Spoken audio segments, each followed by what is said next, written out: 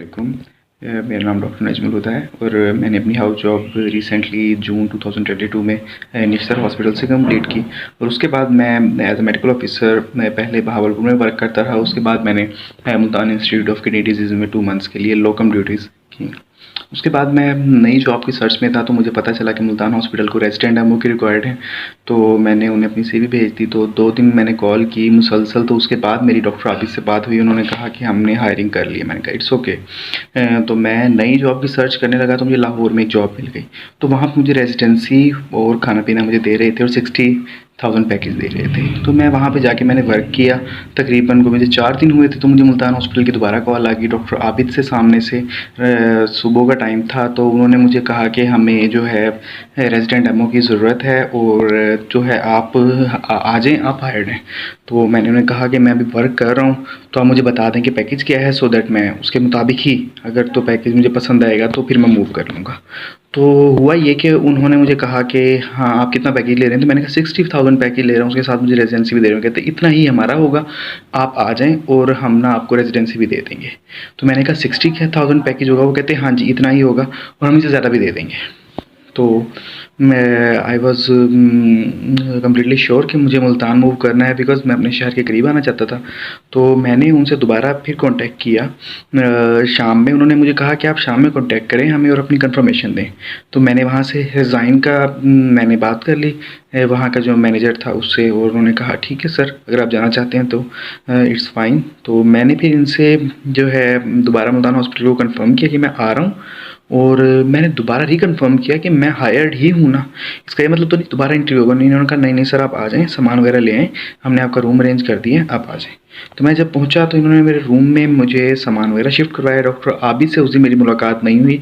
मेरे घर से कॉल आ गई और मुझे फैमिली इमरजेंसी की सूरत में मुझे घर आना पड़ा और मैं डॉक्टर आबिद को इन्फॉर्म करके आया। जब मैं वापस गया तो मुझे इन्फॉर्म इस तरह से किया गया कि मैं अब्दुल्ला जो उनके मैनेजर है या फिर पीए हैं, उन्होंने मुझे कहा कि आप आ जाएँ। मैंने कहा ठीक है, मैं अभी लोगों के दरमियान में बैठा हुआ हूँ, इमरजेंसी थी मैं इसलिए आ गया था घर, तो मैं अब वापस आता हूँ।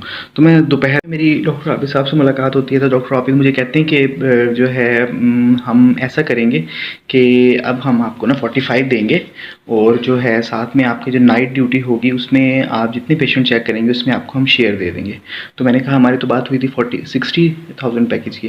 तो उन्होंने कहा नहीं हम 45 देंगे और मैंने कहा आपने इस तरह से तो नहीं कर सकते आप। तो उन्होंने कहा देख लें ऐसे ही है डॉक्टर साहब, हम मेरे पास तो 30,000 वाले भी डॉक्टर्स हैं। तो मैंने कहा आप 30,000 वाले को कॉल कर लेते। जब मैंने आपको बताया था कि मैं 60,000 पे काम कर रहा हूँ तो आपने कहा हाँ हम आपको इतना ही दे देंगे, आप आ जाएँ। तो उस वक्त तो मैं बड़ा सेटिस्फाई होकर आया था, लेकिन अब आप ज़ुबान से मुकर रहे हैं। तो उसके बाद बेसिकली ये था कि वो 45 मुझे कहते हैं आप 45 करें, उसके बाद नाइट में भी आपको हम पेशेंट में शेयर दे देंगे।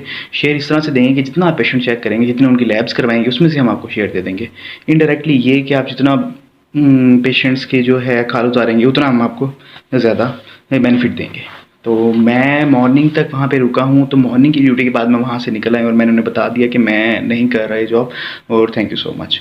तो इससे ज़्यादा मैं बहस नहीं करना चाहता था उनसे क्योंकि वो डॉक्टर थे, लेकिन मुझे इस रवैये से बहुत ही अफ़सोस हुआ और मुझे मेरे कोलीग ने इन्फॉर्म किया कि वहाँ पे वो अब 60,000 पे ही वर्क कर रहे हैं क्योंकि उनकी नेगोशिएशन हो गई थी उसके साथ। तो बेसिकली उन्होंने 2 लोगों को ज़ुबान दे दी थी। तो इट डज़न्ट मीन कि आप किसी की जो है बनी बनाई एक जॉब को ख़राब करें।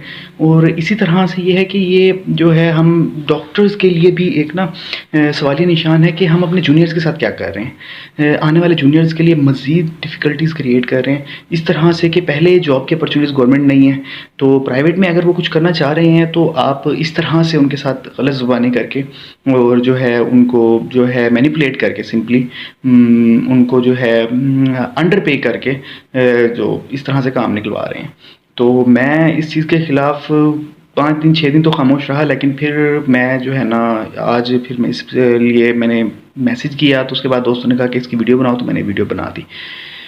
तो होपफुली इसके ख़िलाफ़ जो है कुछ बोला जाएगा और जो है मैं ये नहीं चाहता कि मज़ीद मेरे दोस्त जो हैं वो इस चीज़ से सफ़र करें। इस तरह के जितने भी लोग हैं डॉक्टर्स कम्युनिटी के लिए बहुत ही बड़ा एक सवाली निशान है कि वो क्या कर रहे हैं हमारे डॉक्टर कम्युनिटी के साथ। और जो है वहाँ पे उस वक्त खड़ा हुआ पीए भी देख रहा था डॉक्टर आबिद का कि देखो डॉक्टर्स की क्या वैल्यू है। सिंपल। अब्दुल्ला खड़ा हुआ वहाँ पे यही देख रहा होगा, सोच रहा होगा कि यार क्या किया इन्होंने डॉक्टर बन के। द मोमेंट मेरा एडमिशन हुआ था मेरी पूरी फैमिली बड़ी खुश थी, और जब मैं निकला था वहाँ से मैं ये सोच के नहीं निकला था कि मैं बहुत कोई अमीर बन जाऊँगा, लेकिन सोच के निकला था कि शायद मैं मेहनत करूँगा। लेकिन मेहनत का फल इस तरह से जो है हमें दिया जा रहा है, मैंने कभी ये नहीं सोचा था। Thank you so much. जो है होपफुली इसके ऊपर कुछ ना कुछ फ़र्क हो।